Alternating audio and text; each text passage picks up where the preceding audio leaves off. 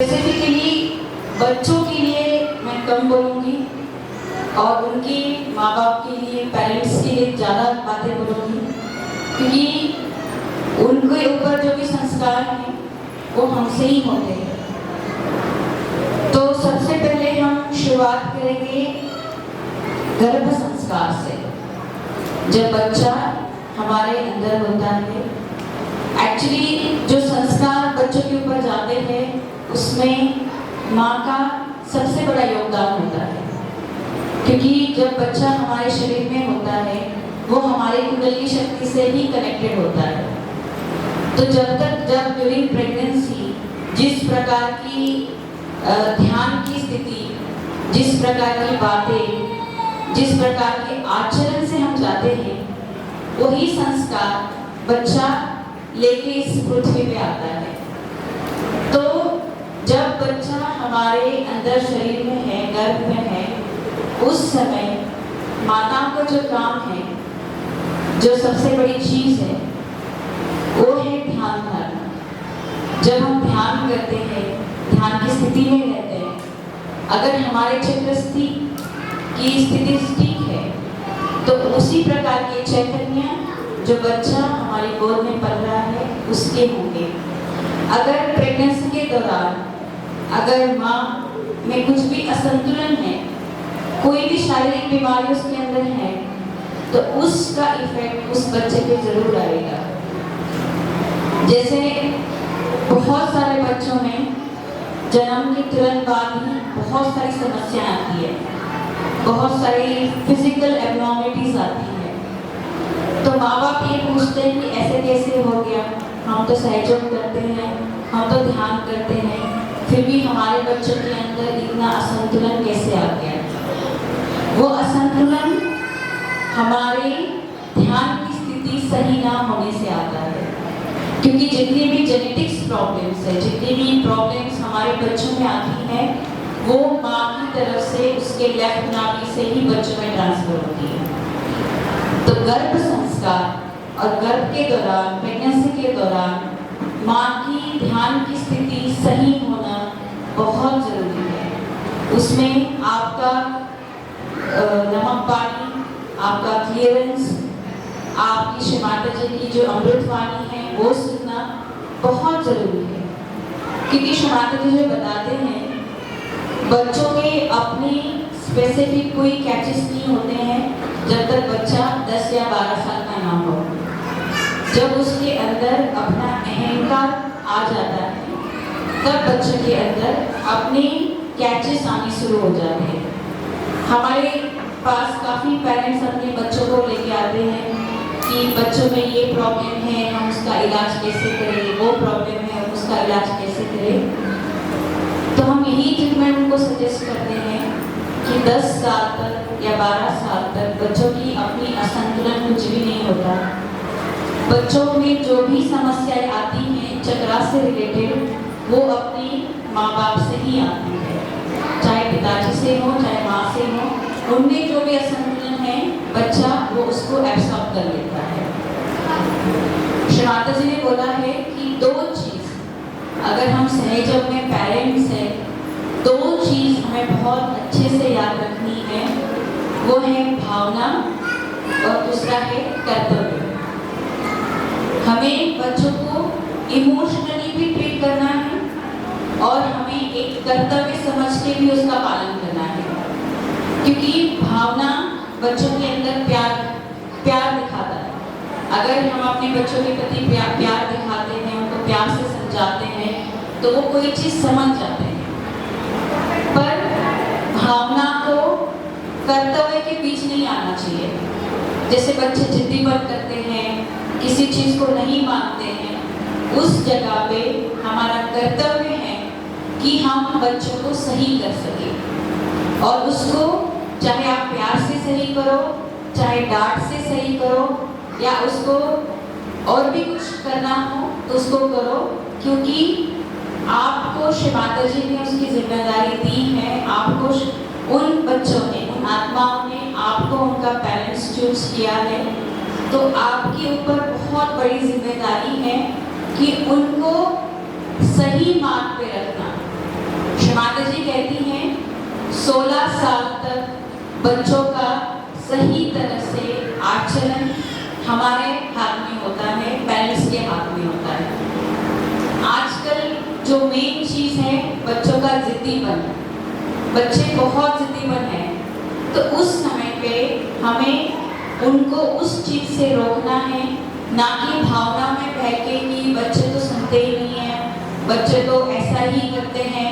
नहीं, उस समय पे आपको अपना कर्तव्य लाना है बीच में और उस चीज को उनको रोकना है, वो चीज करने से जो उनके भविष्य के लिए सही नहीं है। श्री माता जी कहते हैं कि हर घर में डिसिप्लिन होना बहुत जरूरी है। अगर आपके घर में सहज का डिसिप्लिन है, जैसे आप खुद एक डिसिप्लिन लगाते हो, क्योंकि जो बच्चे हैं वो सीखते हैं आप क्या करते हो, कैसे व्यवहार करते हो, आप कैसे एक दूसरे से बात करते हो, आप दूसरों से कैसे ट्रीट करते हो, वो सब बच्चे देखते हैं और उसी प्रकार से वो आचरण में लाते हैं।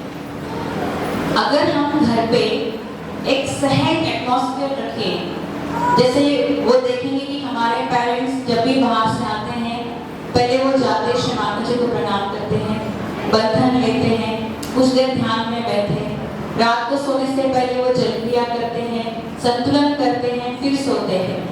जब हमारे बच्चे ये सब चीजें घर में देखेंगे, वही बच्चे आगे चल के उसी चीज को फॉलो करेंगे, क्योंकि बच्चे तो अबोध होते हैं।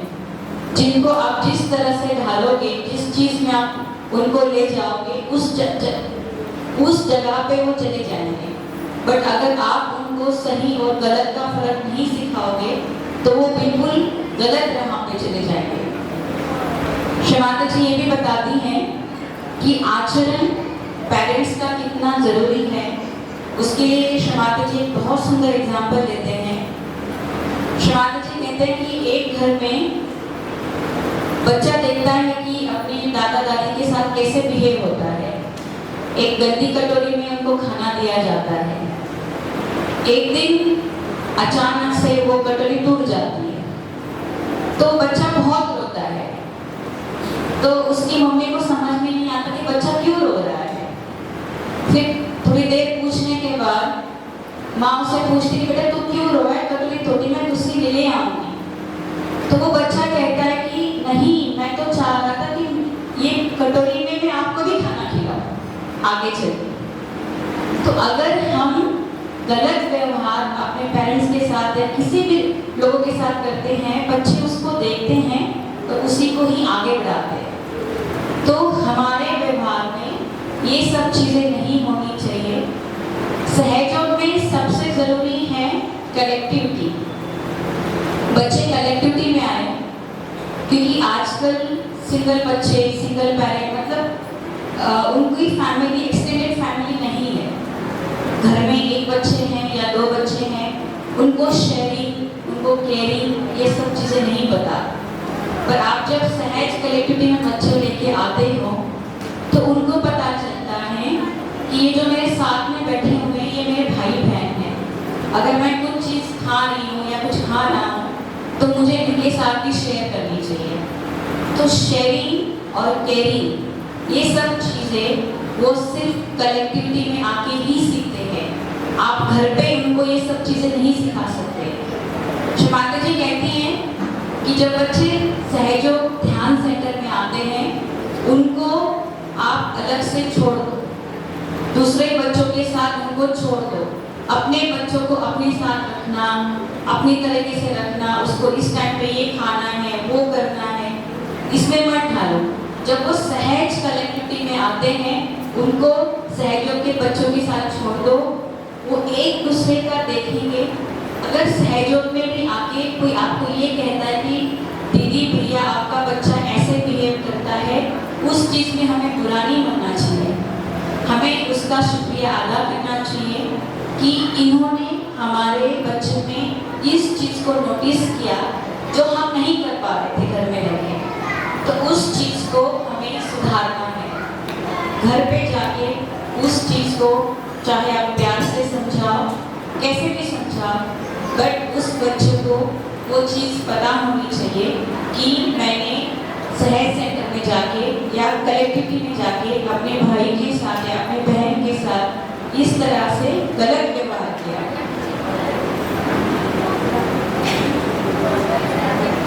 तो हमें ये सब नहीं करना चाहिए। और एक चीज जरूरी है जो सहज सेंटर में है, बच्चों को सहज कलेक्टिविटी में आके कैसे व्यवहार करने चाहिए, इसकी बहुत बड़ी जिम्मेदारी माँ बाप की है। बच्चों को ये सिखाना कि आप एक सेंटर में जा रहे हो, एक मंदिर है, वो एक पूजनीय स्थान है हमारे लिए, तो वहाँ पे जाके कैसे व्यवहार करना चाहिए। जैसे श्री माता जी के प्रति रिस्पेक्ट, बड़ों के प्रति रिस्पेक्ट, इन सबको आपको इनको सिखाना है। और जैसे कि अब जो बाल शक्ति के कोऑर्डिनेटर्स हैं या जो भी हैं, ये हर हफ्ते बच्चों को एक चीज जरूर सिखाएं, एक प्रोटोकॉल जरूर बताएं कि हमें ऐसे करना है, हमें इस चीज पे विशेष ध्यान देना है। तो उससे ये जो बच्चे आगे आगे बढ़ेंगे, जब ये युवा शक्ति बनेंगे, तो ये अपनी इसमें लीडर बनेंगे कि हमें तो बचपन में ये सिखाया गया था और हमें सहज में या सहज प्रोग्राम्स में ऐसा करना है। और एक बहुत जरूरी बात है, बच्चों की जो इम्यूनिटी है, मोस्टली हमारे पास जो पेरेंट्स आते हैं कहते हैं कि हमारे बच्चे जो हैं बार बार बीमार पड़ते हैं और कुछ भी थोड़ा सा बाहर खा लो या कुछ भी कर लो या बाहर कहीं कलेक्टिविटी में जाते हैं या स्कूल में जाते हैं, किसी और जगह पे जाते हैं तो बच्चे बीमार पड़ते हैं। बच्चों की जो बीमारी है उनके सेंटर हार्ट से आती है। बच्चों के अंदर जो किसी भी इन्फेक्शन को फाइट करने की जो एंटीबॉडीज होती हैं वो हमारे हृदय चक्र से आती है। और जब हमारा हृदय चक्र कमजोर होता है, ठीक नहीं होता, तब बच्चे बार बार बीमार पड़ते हैं। और इस बीमारी के कारण बच्चे हल्का सा भी कोई भी इन्फेक्शन हो जाए, बच्चे इसको कैच करते हैं। पर बच्चों के अंदर सेंटर हार्ट वीक कैसे होता है? सबसे जो अभी की कॉमन स्थिति है, सेपरेटेड पेरेंट्स दिन भर जॉब पे जाते हैं, सुबह से लेकर शाम तक अपने पेरेंट्स को बच्चों के लिए टाइम नहीं होता। बच्चे इस चीज के लिए काफी इनसिक्योर फील करते हैं अपने हार्ट में। अगर बचपन से ये इनसिक्योरिटी उनके हार्ट चक्र में आ जाए, उनका हार्ट चक्र आप किसी भी कहीं पे भी ले जाओ, कोई भी ट्रीटमेंट कराओ, वो ठीक नहीं होगा। उनका हार्ट चक्र 5 साल तक केवल उसके माँ बाप ही स्ट्रॉन्ग बना सकते हैं।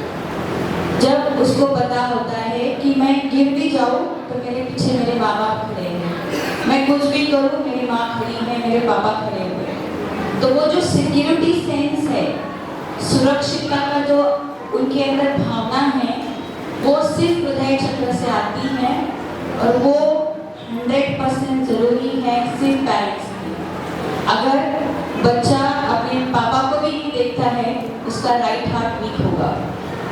अगर बच्चे के मम्मी की कोई प्रॉब्लम है, मम्मी बीमार रहती है या मम्मी टाइम नहीं दे पाती या जॉब करती है, उसका लेफ्ट हार्ट हमेशा वीक रहेगा।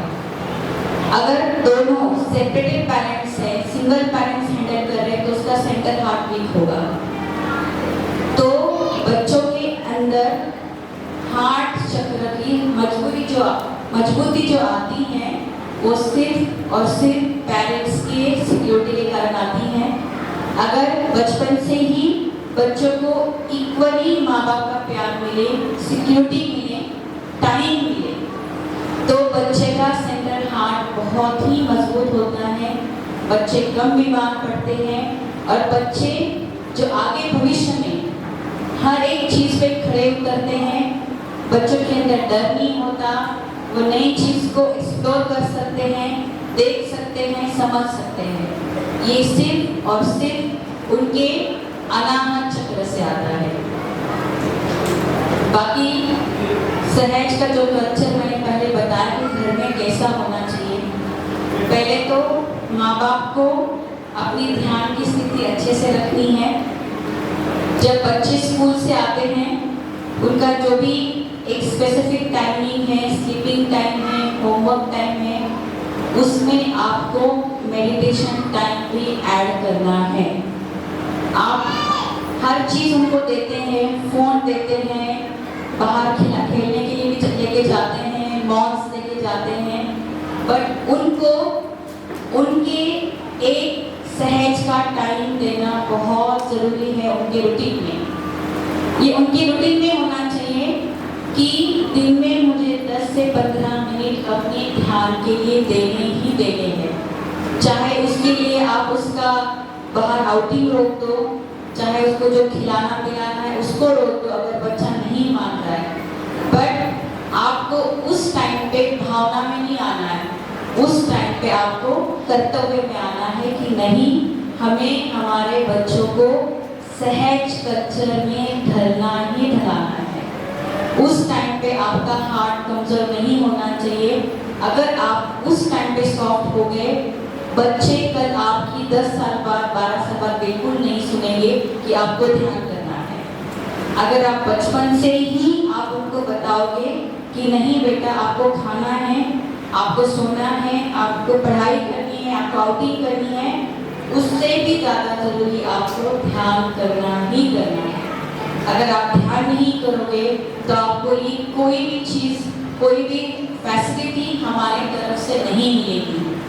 अगर ये चीज़ आप बचपन से उनके दिमाग में डालोगे तो सच में वो किसी भी चीज़ के लिए जिद नहीं करेंगे आगे जाके, कि उनको पता है कि नहीं, हमारे पेरेंट्स तो मानेंगे ही नहीं जब तक हम ध्यान नहीं करेंगे। चाहे ज़बरदस्ती कह लो, चाहे कुछ भी कह लो, बट हमें उनको उसी डिसिप्लिन में लाना है। ये हो गई बात भावना और कर्तव्य। कुछ पेरेंट्स एक्सट्रीम्स होते हैं, एक्सट्रीम चीज़ों में ले जाते हैं कि बच्चे नहीं कर रहे तो मारेंगे, पीटेंगे, ये क्या चाह रहा है तुम ये ठीक करो, वो